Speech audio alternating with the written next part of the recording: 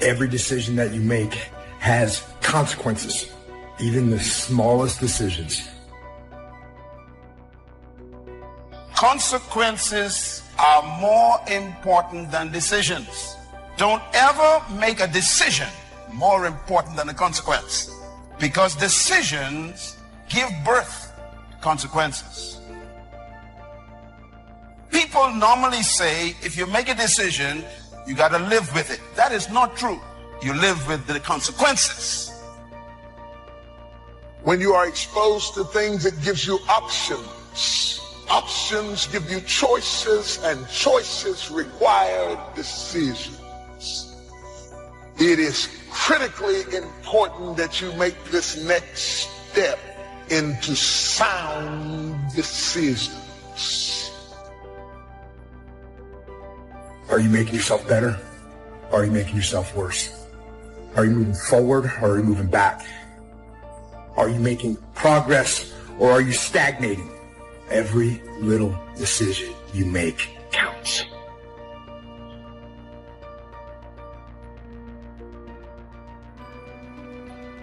Some people are afraid to make decisions. They just contemplate the options for years and miss the opportunity to change their life because they miss the time factor that is involved in making a great decision.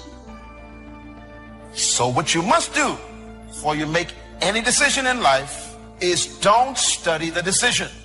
Make sure you exhaust every possible means to study the consequences.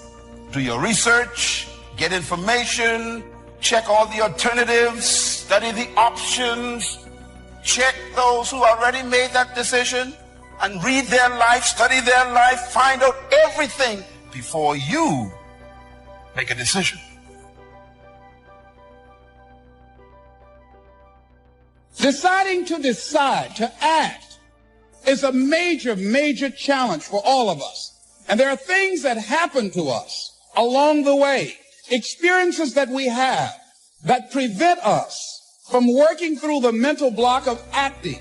And so what I want you to think about is, what is there that you know you need to do, but for some reason or another, you've been holding back? For some reason or another, you just have not been able to gather your nerves or be able to work through the procrastinating or putting it off or justifying or blaming. Some reason or another, you just haven't done it.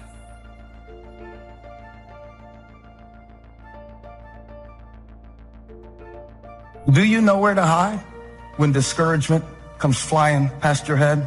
Or do you run to the same enemy that is attacking you in an effort to hide? I'm not talking about physical places, because the hiding places that we create that destroy us are usually the ones in our heart, emotional states. When attacks come, I've learned where to run. And the reason that I'm moving forward in my life this year isn't because I won't be attacked. It's because I know what to run to when I am. I don't want to spend the second half of my life repeating the dumb stuff that I did in the first half of my life. Give me the grace, if you will. Give me the mercy, if you please, to make a good decision so that I can eat the fat of the land. I'm not stupid. I just made stupid decisions. I'm not bad. I just made bad decisions. I'm not weak. I just made weak decisions. There are a lot of things you think about you. It's not really you. It's your decisions. When you acknowledge God in all your ways, He will direct your path. But too often, we make our plans without consulting God. Then we ask Him to bless those plans. We wonder why it's a struggle, why it feels like it's always uphill. We have it backwards. We're making a move and then asking God for help. The right way is to ask God first.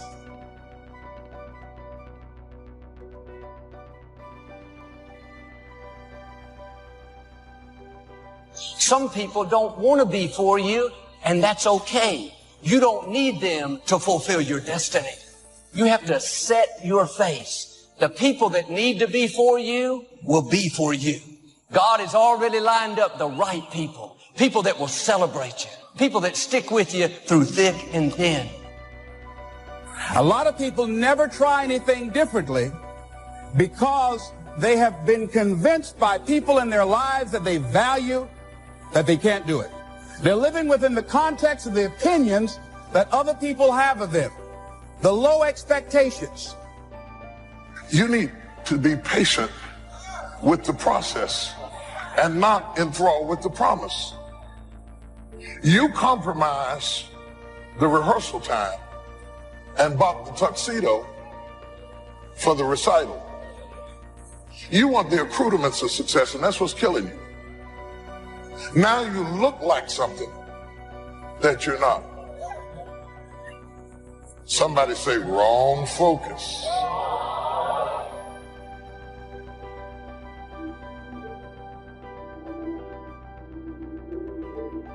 Many people doubt themselves because when they thought about doing something at some critical point in their lives, somebody they respected and honored, somebody they believed in, somebody that they loved, someone they trusted said, you can't do that.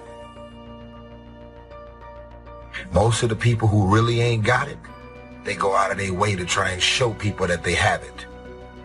The more you go out of your way to show me that you have it, you're confirming to me that you really don't got it. Because it's perception versus reality. Because you pulling up to the club in the nicest car don't mean you actually got gas money. As you begin to look at your emotional, your spiritual, and intellectual development, how many books did you read? How many classes did you take to begin to develop yourself professionally, to improve your craft or your skill? How many new things did you learn? Just take some personal inventory, just thinking. Beginning to know yourself. What are the things about your past that has influenced you right now? You see, a dream, when you get it, will encourage you.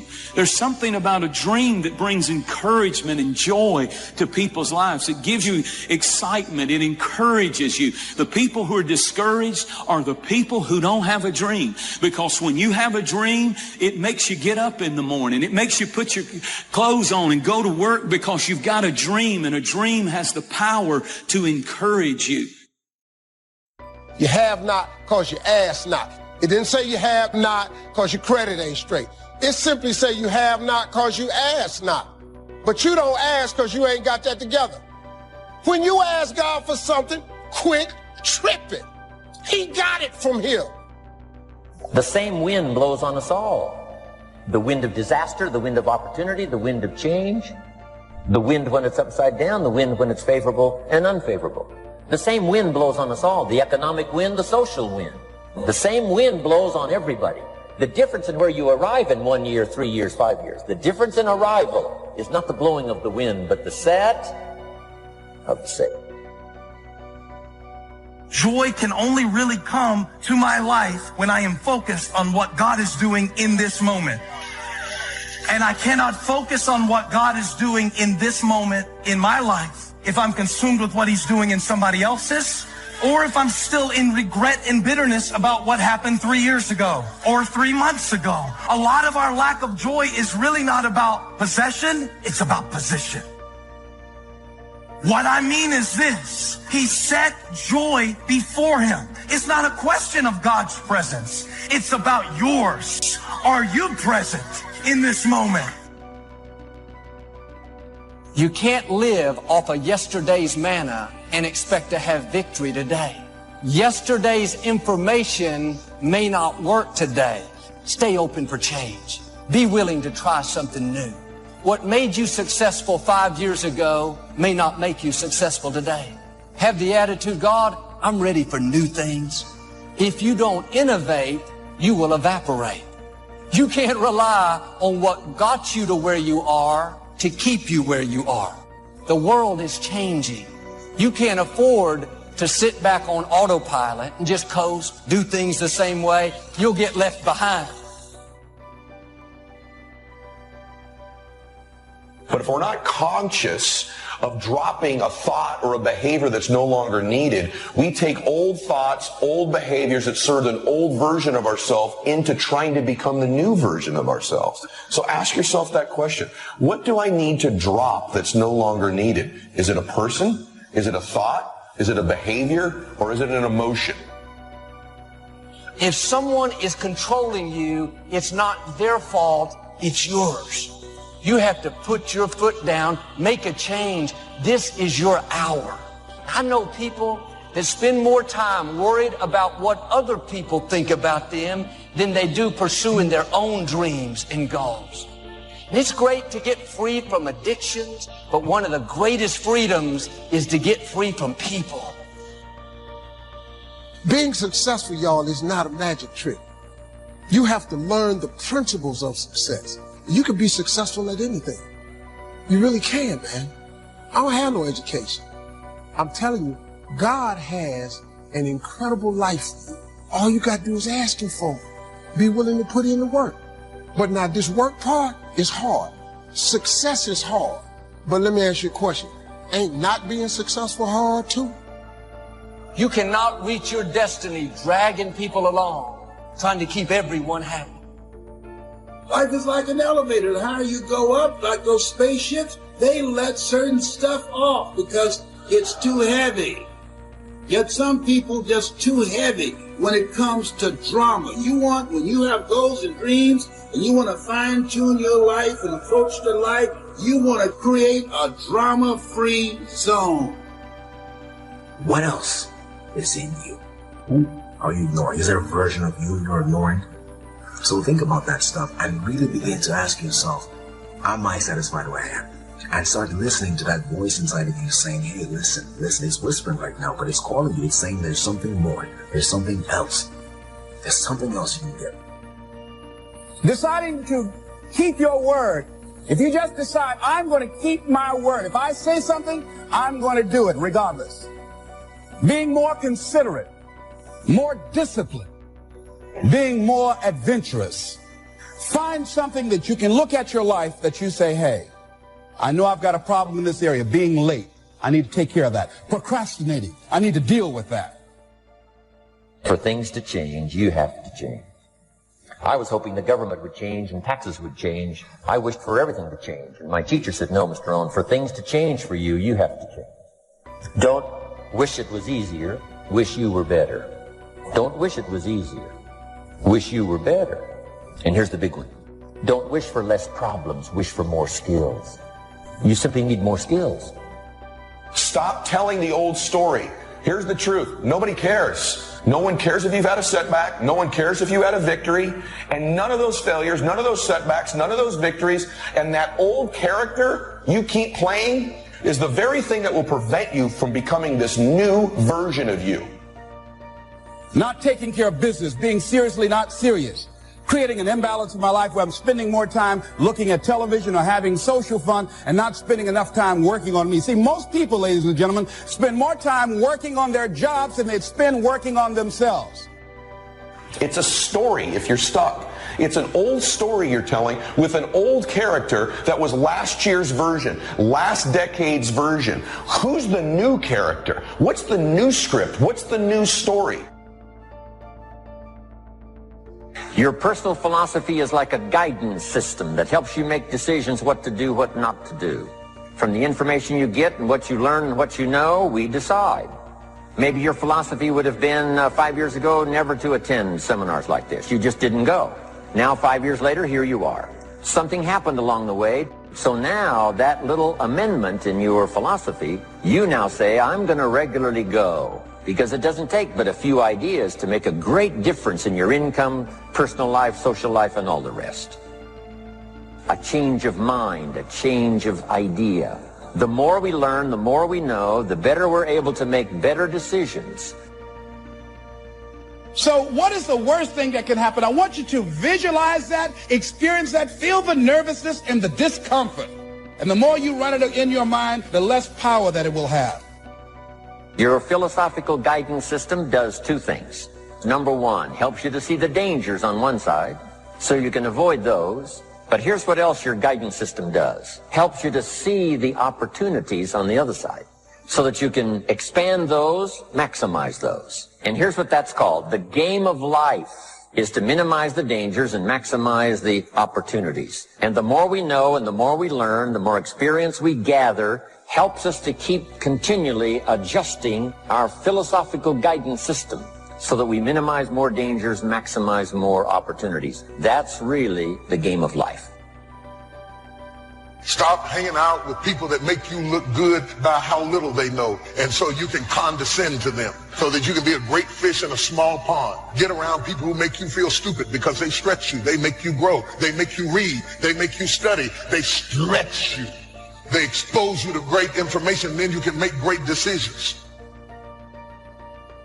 No matter what's going on in your life, you can be happy and so blessed that people will envy you and envy your life. No matter what's going on in your life. Now that blessing is attached to a moral excellence or a virtue of soul called the poor in spirit, which really means the humble-minded, those who are totally dependent on God, and those who don't think that they're better than other people. Have you ever had anybody turn on you? It's one thing to have an enemy. I don't have no problem with that, because if I know you're my enemy, I dress for you. I come in there prepared, because I already know you and me, we don't do each other. We don't do that. So, okay. But the heart cracks when somebody who fought with you now fights against you.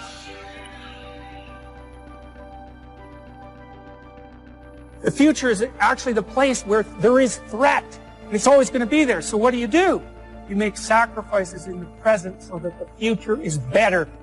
Everyone does that. That's what you're doing right now. That's what you're doing here. It's amazing. You can bargain with reality. You can forestall gratification now. And it'll pay off at a place and time that doesn't even exist yet. Who would have believed that? It's like that's a miracle that occurs. Learn number one from your own experiences. Learn number two from other people's experiences. If you want to live a dynamic life, multiplying your income, multiplying your future, be a good student. If a good idea comes your way, write it down, then ponder it, then perhaps go do it. Your philosophy comes from what you learn, comes from what you know, comes from other people's experiences. I want you to focus on what does it take when you look at your life. Very important to focus on the examples of other people of what it takes to live the kind of life that you desire. You want to make it in life? Perseverance is important, persistence is important, and you got to believe in you. And you got to trust God that things are going to work out. You can do goal setting with a pencil, but you have to do goal getting with your legs. And it's the action that separates us. The greatest gap in this world is the gap between knowing and doing. Knowing is goal setting. Doing, now that's goal achieving. You got to take action. This attitude is rarely found. Well, anyway, if you've been troubled by the old familiar human malady of running up too many roads and trying to run up more than one at a time, pick the one out of all of them which seems to offer the most promise, forget all the rest, and dig a deep, straight highway to your goal in life. You'll be amazed at how quickly it can be reached, and the time will pass anyway. A lot of people think that what's possible in their lives is strictly determined by where they came from and what happened to them. No, you have no idea how far you can go, how far you can stretch, how far you can reach. So you got to take that thing and hold on to that and figure out, well, how can I apply this into my life? You know, take this might be the day mentality that everything comes together for me. You don't know what's possible in your life. You have no idea how far you can reach, how far you can stretch. You have no idea. The happiest people on earth are those who are emotionally involved in what they're doing. This calm, cool, collected bit is all right for cows, camels, and turtles, but it'll never produce a great sermon, symphony, business, piece of architecture, painting, marriage, or the miracle of a child. When you lose the excitement and heightened feeling of emotion in what you're doing, you'd best look around for something else. Humans have an unreal capacity to get great at things, even if they don't have a natural talent for it, if they're immersed in it, and to learn something and acquire a ton of knowledge in a short period of time as well. Society is conspiring all the time in our culture to completely distract you so you never win. And they get these different things on television and our phones and in our lives to just get us distracted so we never get obsessed. We never get laser focused for an extended period of time. People without vision perish, and they die in a life of mediocrity. They die with their dreams still in them. They died living a misplaced life, making the cemetery rich and Miles Monroe angry. So for me, my brain's saying, that's it, right there. Move as fast as a rocket, Mel. I wanted to change my life. And I think most people that are miserable or that are really like dying to be great, we want to change. We want to live a better life. We want to create more for our families. We want to be happier. The desire is there. It's about how do you go from knowledge to action. If you do something often enough, a ratio will appear. Key phrase, if you do something often enough, a ratio will appear. It's amazing. In baseball, we call it batting average. If you talk to 10 people, one says yes. Now the ratio has begun. 1 out of 10. Here's something interesting about the law of averages. Once it starts, it tends to continue. I talk a lot about your instincts and inner wisdom.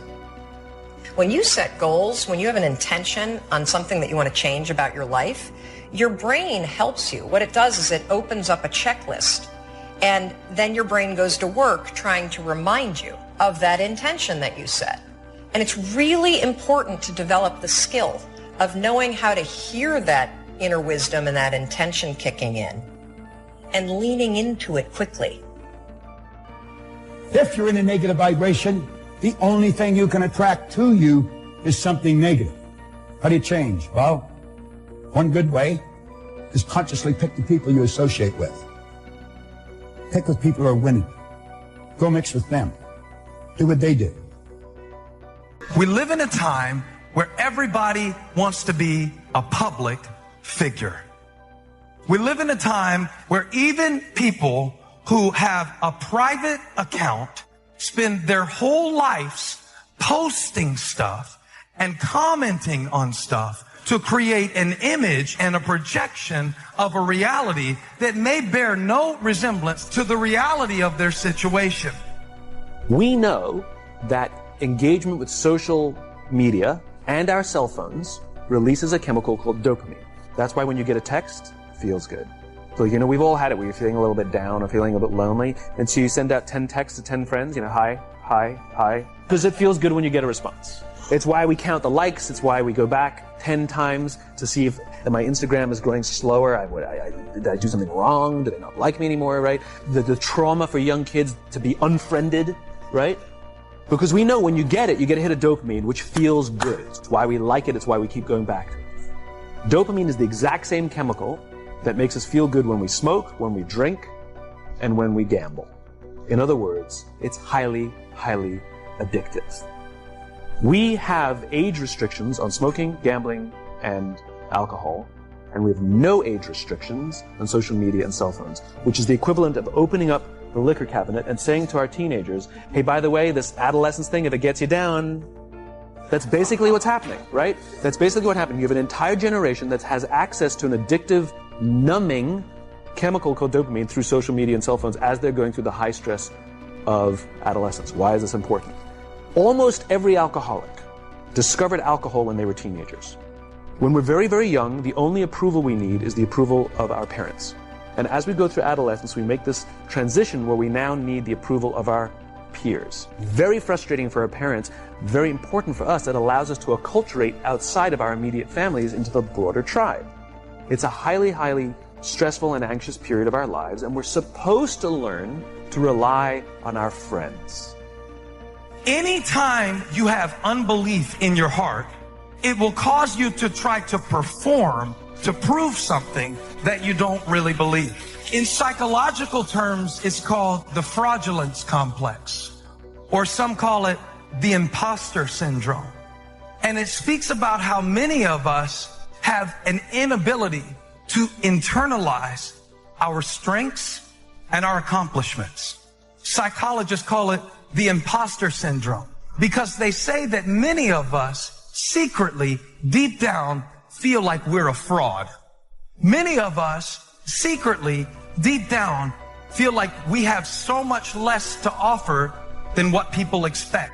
And that even when people compliment us, we figure that the reason that they're complimenting us is because they don't really see us for who we are. And if they ever saw us for who we are, if they ever saw how stupid we feel, if they ever saw how inexperienced we feel, if they really saw how nervous we really feel, they would kick us out the room.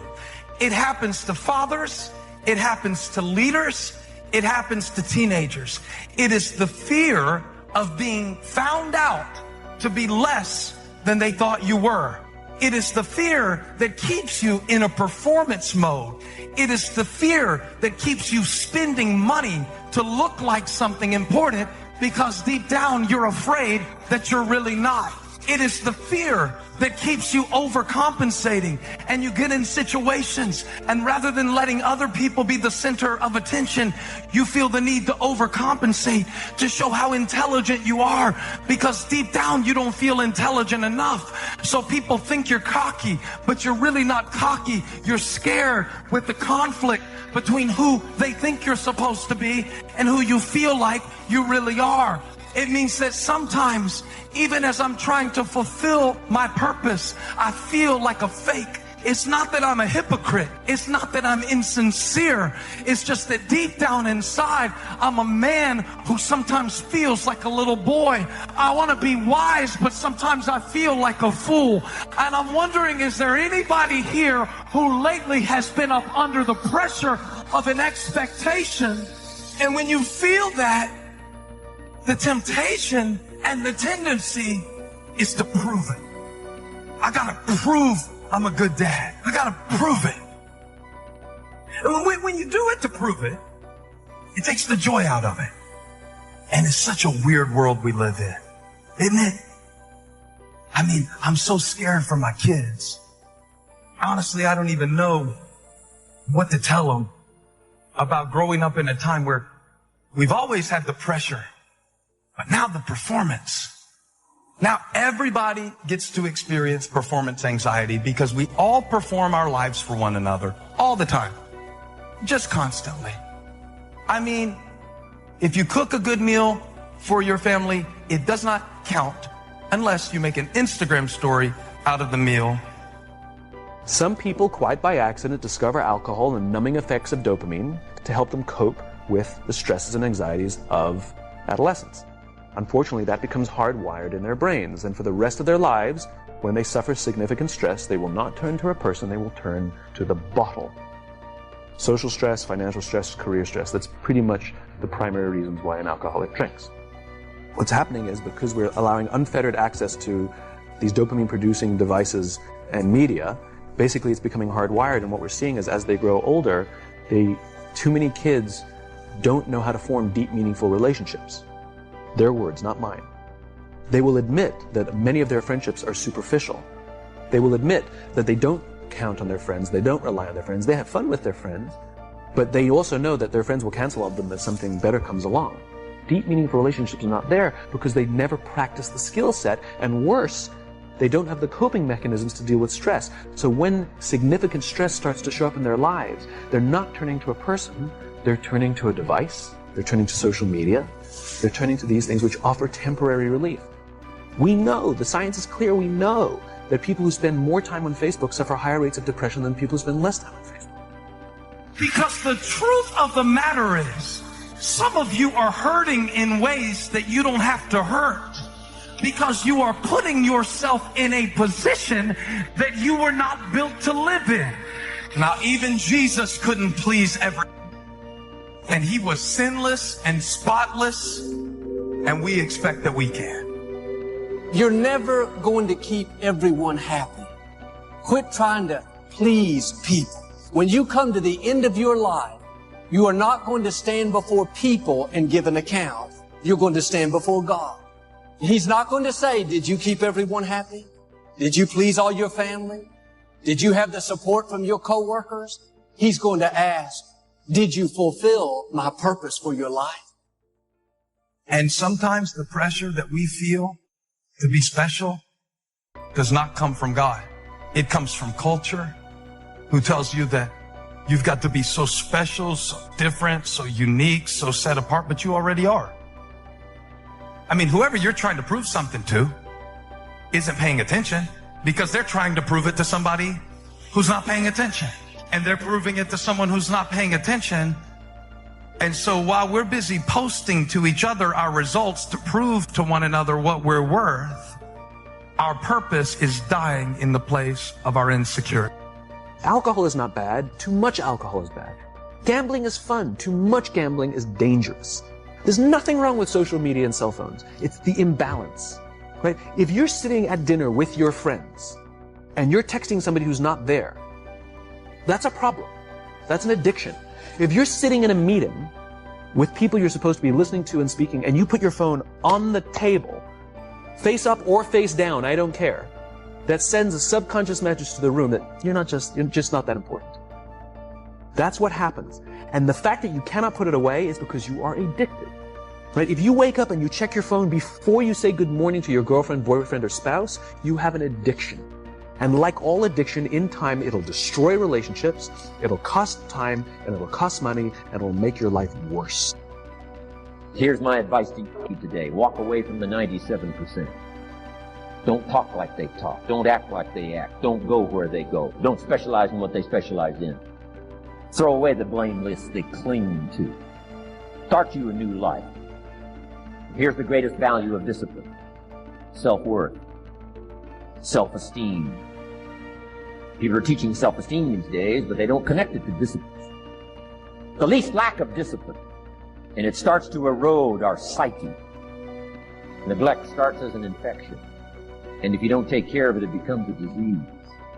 One neglect leads to another. And the worst of all, when neglect starts, it diminishes our self-worth, our self-confidence, our self-value. You say, well, how can I get back my self-respect? All you have to do is start the smallest discipline that now corresponds to your own philosophy. Like I should, and I could,